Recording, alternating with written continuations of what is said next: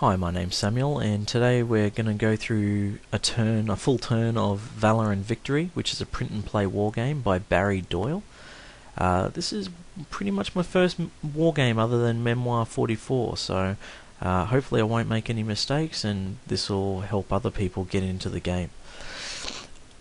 Let's have a look. We've got our US troops over on the left here, and on the right, towards the middle of the screen, we have some German troops. Couple things to note. On a infantry counter you have three numbers. The 5 is firepower, or the left number is firepower, middle number is their range, and the right number is casualty points, like hit points. That's important. So here's our sequence of play. So our US troops are going to start, and in the command phase, if I had any pinned units, I would unpin those. There's a few other things you can do in the command phase, but we're not going to go into that in this particular demonstration. Then we move on to the fire phase, and you'll notice that firing comes before movement, and you can't move if you've fired. So it means that you've got a tough decision to make. Do you want to move into cover, or do you want to move at all, or do you want to fire? It's an interesting thing. Alright, so we have to decide. So we're in the fire phase. What we're going to do, this unit here in A4, there's a rifle squad and their support weapon. Now, you'll see they both have a range of 6, and it's 1, 2, 3, 4, 5, 6 up into this unit. So we're going to fire with them. So all we do, mark him as fired. It's open terrain, so there's no modifiers. And we look at this chart. So it's 5 plus 3 is 8. That takes us to this second row in the 5 to 10 column. And you roll 2 dice. We rolled a 5 and a 4. So that's 9. It's a dash, which means we missed. And combat's mostly that simple. You do take into consideration terrain and things like that, but for most situations it's fairly simple. Now, that's all I want to do in my fire phase. So, now we're going to go to our movement phase, and we can move our units. You'll normally move your units as a squad, but you don't have to. You can move them individually. What we're going to do is we're going to move this unit into this hex here, because when you fire, you can fire as a whole group. 5, 5, and 3 is going to take us to 13, meaning that we're firing on the next row down, which makes them stronger. That's the goal. We'll see how it works out for us. So we mark him as moved. Now, whenever you move, any opposing units that are not pinned and have line of sight can fire upon that moving unit. We already know that there's line of sight this way, so this German unit's going to attack back.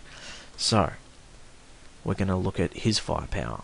3 for their support weapon, which is machine gun, plus 4 again, and their leader, Schmidt there, he's only got a distance of 4, so he can't be included in the firepower. He doesn't reach. He'd only add an additional 1, so it's not going to make a big difference. So 3, 4, 4, that's 11. We're rolling on this third row here. We roll 2 dice. It's a 6 and a 3.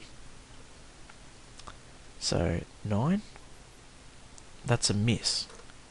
However, because he's a leader, he gives -1 when he's sort of in a group with somebody. So that's going to take it down to 10. Still a miss. Oh well. Now, regardless of whether hit or miss, you can, because they fired with a machine gun, the attacker may set up a fire lane. And you put a fire lane token in every hex between the target and the where the fire originated. What this means is that if this unit here was to move up into that fire, bullets are flying up and down there as that machine gun unit's trying to hit that guy that they saw move. Now, if any unit walks into a hex with a fire lane, the attacker gets to roll on the 1 to 4 row here, and no terrain modifiers are taken into effect. So if they roll a 5 or less, it's going to be hits. Not a ton of damage, but you're not going to probably ever want to walk into a fire lane unless you're feeling particularly lucky. Okay, so now neither of these two German units on the right have line of sight on my US troops on the left. The reason is, even though, and I don't know how well you're going to be able to see this line, but you're always looking from center of the hex, even though that line goes between those two buildings, for line of sight purposes in this game, you're just looking at the entire hex. So E4 has a building in it, buildings block line of sight, so if it travels through E4, it blocks line of sight. Simple as that. If this unit in D4 was to move into E3, yeah, they can't see through E3, but they can certainly fire into E3.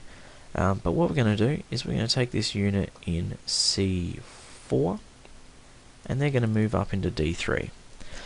Open terrain is 1 movement point to move.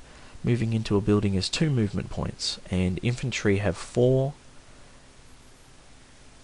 movement points that they can do on a particular turn. If they were moving with a leader, leaders have 6 movement points, and as long as the unit travels with the leader, then the infantry also get 6 movement points. So they moved into there for 2 movement points. I could move them further, but I don't want to. So they've moved. Of course, opportunity fire, and the units in the Panzer Grenadiers here have range into this D3 hex. However, again, E4 is blocking line of sight, so they're safe. This German unit here, though, he can see that building and certainly has range, and they're going to attack. So 4 plus 4 is 8, plus 1 is 9. So we have a look at our chart again. It's sitting in the 5 to 10 column. We roll 2 dice. It's a 1 and a 2. Ouch. That's 3. Minus 1 for their leader, as denoted by this -1 there. So that actually takes us down to a roll of 2. And then we apply terrain modifier. So shooting into a building provides 3 plus 3 defense rating. So we then go from 2 and add 3, so back up to 5. So that was 3 for the roll, minus 1 for the leadership, and then plus 3 for the terrain. That takes us to 5. So we look on the 5 column, on the 5 to 10, 2 casualty points. Now, how casualty points work is as follows. Let's have a look at this. So we just move that out of the way. You can always pin a unit for 1 casualty point. That's going to mean that they can't move, they can't fire, they can't do anything. If you're playing the board game version, you flip the token over, and it's just blank on the back, and that's how you know that they're pinned. You probably want to pin rather than reduce. Although if you reduce, it means that they still have the ability to fight. Now, if you're reducing this unit, you'll see it's got a casualty point of 4. If we reduce it, it's got 2. And you basically said from 4 to 2, that's 2 casualty points. If I had to do 3 casualty points, then I could then pin it. So what we're going to do is we're not going to reduce this guy.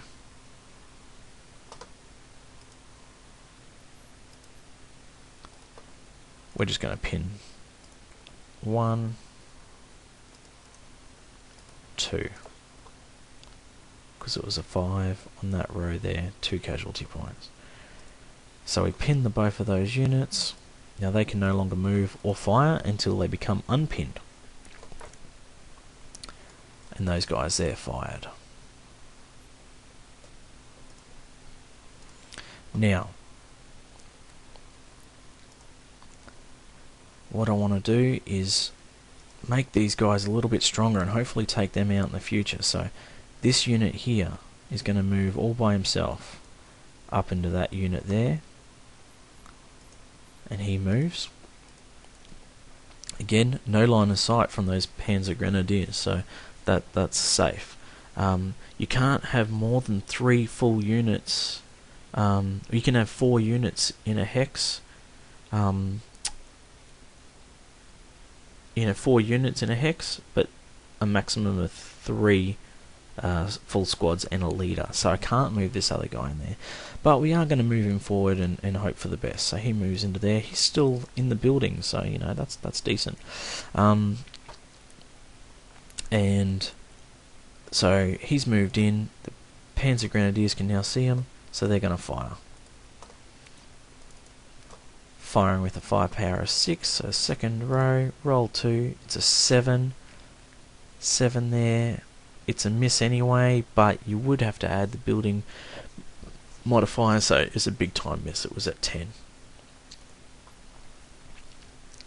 Okay, and so that's the end of my movement phase. I've got no more units to move. At the end of a movement phase, you remove fire lane markers. And let's have a look at the phase that we're up to next. So we're up to defensive fire. If there was a German unit that hadn't fired yet, he would now have the opportunity to fire, and he could fire on any unit that he had line of sight to, compared to the opportunity fire that we were just doing in the movement phase, where they can only fire against the one unit that moved. So defensive fire is a wash in this one, and then we can advance and assault. So anyone that's pinned can't advance or assault. These guys here, we're going to move them down into B4, because then they're out of sight. This building here in D3 is going to block line of sight, so that they've just advanced. No one else is. I'm not going to move anybody else. I don't know whether that's a good idea or not, but yeah, they're not going to move. So back to our phase. So I've advanced or assaulted. After action phase. In the after action phase, you have the ability to try unpin your units. To unpin a regular infantry unit, it is you have to roll 2 dice and 6 or less. Leaders or elite troops are 7 or less. So let's do 2 dice rolls here. They're both the same unit, so it's not really going to matter. So that's a roll of a 2 and a 1, so that's an unpin, and then a 6 and a 2, so that's a fail. So we've unpinned one of those. Got 2 unpinned units there, and that's it. That's the end of the turn. So we just delete all admin markers, and that's the end of Allied's turn. Germany's turn. So this is still turn 1, but Germany's chance to go through all the actions. So again, we're in the command phase. There's no units to unpin for Germany, so they don't do anything. And this takes us to the fire phase. Now,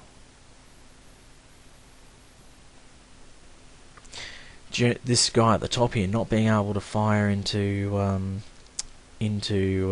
this unit hiding in B4, they're going to choose to fire into this house. So again, I don't know how well you're going to see this line, but that goes just like that. Even the leader's going to get involved this time, because he can shoot 4, and it's 1, 2, 3, 4 away. So we're going to attack, and it's 3 plus 4, 7 plus 1, 11 plus 1, 12. We roll 2 dice, and it's a 3. That's amazing. Okay, 3 minus 1 for the leader takes us to 2. Plus 3 for the building takes us up to 5. 3 casualty points. Okay. If a unit is pinned, you can't take any casualty points from that pinned unit, because you always have to reduce and then pin. So, sorry, I forgot how many. 5. I have to do 3. So what I'm going to do is I'm going to reduce that unit, so that's 2, and then I'm going to pin that same unit, which is 3 casualty points. not looking good for that unit. If there was an assault into that square, any units that are pinned are automatically killed. So that's not a good move. Alright. So that unit up there's fired. And these guys are probably thinking, hey, that pinned unit looks good, so they're going to move up into F3 and hopefully draw some fire. So we're going to call that a move. These guys are like, yep, definitely got to attack. So opportunity fire. They're only attacking for 5 into open terrain, no modifiers. We rolled a 3 and a 1. So we'll look on the 5 table and we rolled a 4. We've got to do 3 casualty points. Let's see what this unit will reduce for. 5 to 2 is 3. Okay, because it was 5 to 2, 5 minus 2 is 3. 3 casualty points. But he's not pinned, so he can still do stuff if need be later. Now, just another guide for line of sight. F3 does have line of sight into D3 where these pinned units are. Even though the line of sight line would travel right along the line, because one side of that is open, it means that you're essentially using the right side. If both sides had building, you couldn't see through it. But because one's open, that means you're essentially using that open side to get line of sight on that.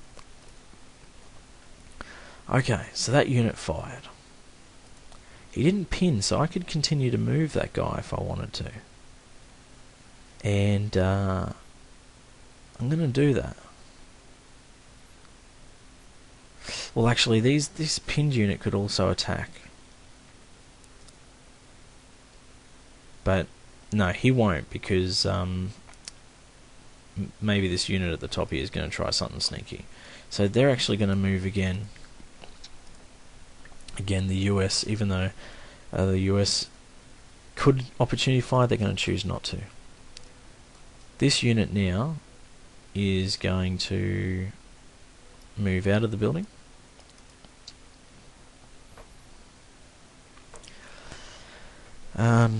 And at that point, the US will now fire. When they fire, you can fire through other units. There's no line of sight blocking because of units there, so we're just going to roll with a firepower of 3. We rolled an 8 on the 5 table. It's a miss. So that guy there just fired. No problems there. They're going to then move again, and we'll mark those guys as moved.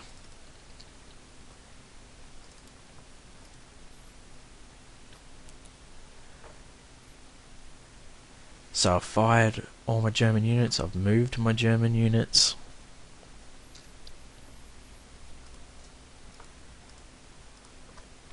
And it's defensive fire phase. All the units that can fire have fired. The unit in the units in B4 could fire, but they don't actually have have line of sight, so they got nothing to do. So defensive fire again is a wash. Now we get to the advance or assault phase. Again, any unit, regardless of their situation, unless they're pinned, get to move. So these guys are going to move up one.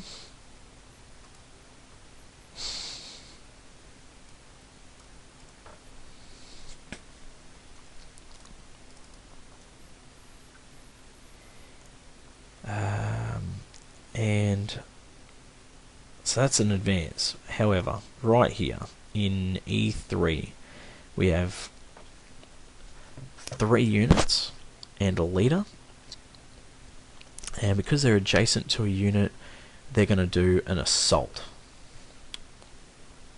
let's show how this works. For easy use, no, it'll be fine. Alright, so whenever you're doing an assault, any unit that is pinned automatically gets destroyed. So we delete that guy, and we delete that guy. Then we look at our charts. We'll look at this close assault combat table. So, my firepower moving into this hex is 3, 4, which is 7, plus 1, 11, plus 1, 12, against 5. So, 11 is 5, is 2 to 1. So we look up 2 to 1, and that's our kill number. If I can roll 2 dice and it's 8 or lower, all those that unit there dies. If I roll higher than that, then they survive and damage gets done to me. Now, assaulting, it's dangerous business assaulting people that are hidden. You're going to take casualties regardless. So we'll go into that in just a moment. So let's roll 2 dice and see what happens. I rolled a 5. So I got the kill number. That unit's dead.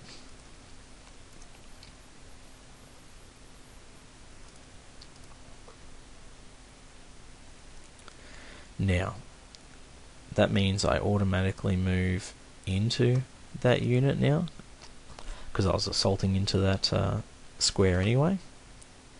And I need to take damage equal to the number of units that I just battled, which was 1, and damage equal to the cover of the building.